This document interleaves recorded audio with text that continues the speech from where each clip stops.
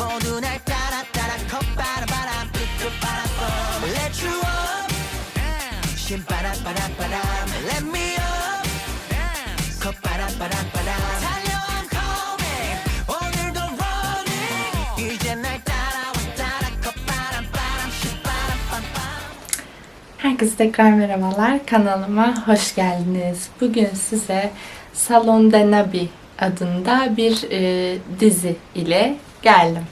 Dizimiz Flying Butterflies olarak da geçiyor ama Salon de Nabi olarak aradığınızda daha rahat bulabileceğiniz bir dizi. Şu an Netflix'te olmayan bir dizi ama internette izleyebilirsiniz. Dizimiz 16 bölümden oluşuyor ve 2022 yılında gösterimde olan bir dizi. Dizinin kategorisi tam olarak neye girer emin değilim ama günlük hayat ve eğlence, dram da karışık. Aslında hepimizin hayatını yansıtabilecek bir dizi. Şimdi başrollerde birçok isim var saymamız gereken gerçekten. O yüzden ben böyle tek tek saymalı mıyım diye düşündüm. Başrollerde göreceğimiz insanların çoğu kuaför olarak karşımıza çıkıyor dizide. Hemen önce konusunu anlatayım size. Bir kuaför salonunda çalışan kuaförlerimiz ve onların asistanları ile ilgili onların her birinin hikayesi ve gelen müşterilerle bağlantılı çeşitli hayattan olaylar göreceğiniz, inişli çıkışlı, bolca eğlenceli diyebileceğimiz bir dizi aslında. Böyle çok detaylı anlatabileceğim spesifik bir konu yok. Çünkü dizi içinde birçok konuyu barındırıyor. Tek tek bütün bölümleri anlatmam lazım size.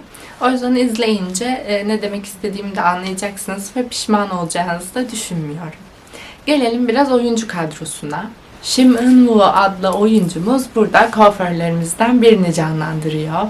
Öteki yandan asistan olarak göreceğimiz karakterimiz Park Joon-woo var ve güzel bir dokunuş olmuş dizide bu arada ama yorum kısmında daha detaylı işleriz. Bir diğer kuaförümüz ise Choi Daniel adlı oyuncumuz tarafından canlandırılıyor. Oldukça kibirli ve böyle kendine aşık bir karakter olarak göreceksiniz. Kim Young-gi ise bu karakterimizin asistanı olarak karşınızda olacak ve oldukça değişik bir karakter. Gizemli, içine kapalık bir karakter olarak karşınıza çıkacak. Kim Gya-hee adlı oyuncumuz da asistanlarımızdan biri. Ben kendisini burada ilk defa gördüm. Çok tatlı, pozitif ama bir o kadar da derinliği olan bir karakter. Bir asistanımız kuaförümüzdeki. Moon Tae-woo bir diğer asistanımız kuaförümüzde. Gizemli, çok sırlı, oldukça enteresan ama bir o kadar da sessiz, sakin bir karakter olarak karşınıza çıkıyor. Kliplerde de göreceksiniz ne demek istediğimi.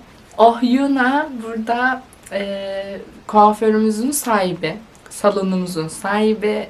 Çok otoriter, bir yandan çok tatlı ama bir yandan oldukça disiplinli.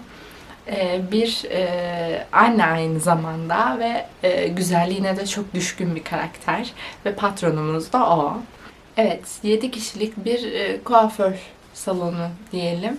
Her biri ayrı bir karakter ve her biri de ayrı bir renk katıyor diziye. Şimdi sizi klibe uğurlayacağım. Yorum kısmında tekrar görüşelim. Make me sweat. Make me lose my breath. Make me sweat. Make me lose my breath. Normally, I could keep my cool, but tonight I'm whining. I'ma be in a dangerous mood. Can you match my timing? Telling me that you're really about it, what you're hiding. Talk is cheap, so show me that you understand I like it. Can you blow my mind?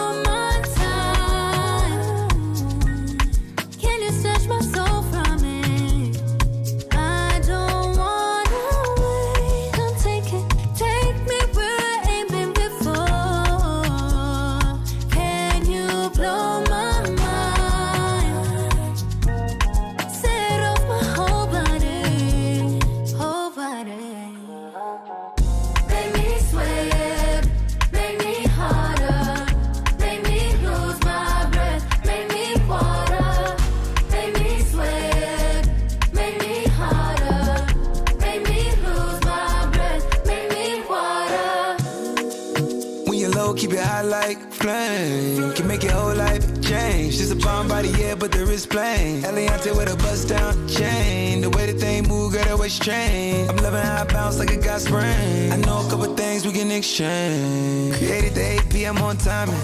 And you the only one that outshining. No matter if you dress for the fine dining or you inside with your bonnet. I know you're iconic. You deserve some princess diamonds. You deserve a trip to the islands. If we post up, baby, don't comment. You keep it wet, that's a real life challenge. All that ass gotta pour out a gallon. Baby, you on top, keep balance. Gucci in a bag, Gucci wildin'. You ain't gotta hide your talent.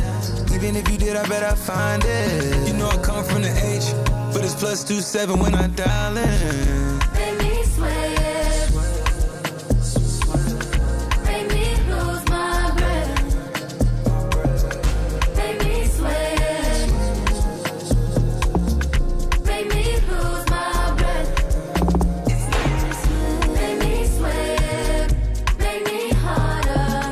Make me lose my breath. Make me water. Make me sweat. Make me harder. Make me lose my breath. Make me water. Make me sweat. Make me harder. Make me lose my breath. Make me water. Make me sweat. Make me harder. Make me lose my breath. Make me water. Yorum kısmında aslında konuşacak çok fazla şey var. Çünkü dediğim gibi çok fazla karakter olduğu için çok fazla da olay ve hikaye gördüğümüz bir dizi. Benim en çok dikkatimi çeken tabii ki çiftimiz dizideki. Kim Young-gi'nin canlandırdığı karakter ilk başta ilk bölüm aslında onunla alakalı başlıyor. Çok içine kapanık, karanlık böyle değişik bir karakter diye görüyoruz. Ardından ikinci bölümde onun biraz daha değişimi, son bölümlere doğru biraz daha artık açılıyor, kendine geliyor. Ama bu açılmayı ilişkisinde görmüyoruz. Daha doğrusu ilişkisinin de çok detayı aslında verilmiyor ama gördüğümüz kadarıyla işlenilen o adım adım hikaye benim çok hoşuma gitti. Park Jung-woo'nun canlandırdığı karakter çünkü burada erkek arkadaşı rolünde çok çapkın bir isim. Onun tabiriyle deneyimli bir isim. Onun kendini bastırmaya çalışması, adapte olmaya çalışması, ilk başta reddetmesi ama sonra onu sevmesi. Yani bu ikilinin sevgisi güzel bir şekilde işlenmişti bence dizide. Böyle sıkmadan, yormadan, belki birçok insanın hayatında yaşadığı karşılaşma olasılığı yüksek bir durum çünkü. Bir taraf işte çok fazla mesela açılmış, öbür taraf çok kapalı olabiliyor. Bakış açısı olarak ya da hayat deneyimi olarak. Bu zıtlıkları çok güzel işlemişler ama şey kısmı biraz bana fazla geldi. Hani karakter güvensiz olduğu için kendine ve etrafına sürekli biz ayrılacaksak niye bu ilişkideyiz ya da işte ayrılacak mıyız? Bunun üzerine fazlaca durulduğunu düşündüm. O karakterin o kabuğunu kırdığını görmek isterdim işin aslı. Ama ilişkilerin devam ettiğini askerliğe gittikten sonra ailesiyle birlikte onu görmeye gitmesinden falan çıkarıyoruz, anlıyoruz. Bir de onun aslında bir çalışan olarak yani artık rütbe atlayıp asistan değil de kuaför haliyle görsek bence çok güzel olurdu. Ve şu konuda bence çok haklıydı. Bu sessizliği bir konsepte dönüştürmüş olsaydı ve finalinde biz onun hani sessiz kuaför falan adıyla böyle bir kuaförünü görseydik. İnsanlar ne bileyim yazarak ya da tabletle falan konuşuyor olsaydı komik böyle zaten uç komiklikleri olan bir dizi olduğu için komik olabilirdi. Son bölümdeki çanta olayı nasıl bir dokunuştu çok anlayamadım. Zaten böyle ek bir bölüm, işte hediye bölüm olarak söylenmiş ama hani olmasa da olur muymuş? Onun yerine ben bu çiftin hikayesini görmeyi tercih ederdim şahsen.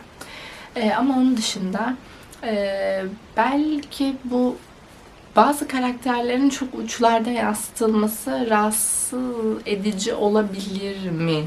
Bazıları için diye düşündüm ama beni rahatsız etmedi. Çünkü her karakter çok uçta. Yani bütün karakterlerimiz böyle uç noktalarda yaşıyor ve enteresanlar yani. Birbirleriyle çok uyumlu da değiller. Ama uyumsuz da diyemeyiz falan. Yani gerçek hayattaki ilişkileri anlatıyor belki de diyebiliriz. Güzel bir diziydi.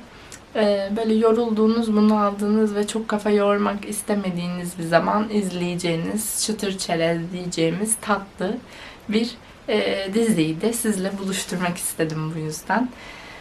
Bence beğeneceksiniz. İzleyenler ve beğenenler varsa ya da beğenmeyenler yorumlarınızı görmek çok isterim aşağıda. Umarım haftaya kadar sağlıkla kalırsınız.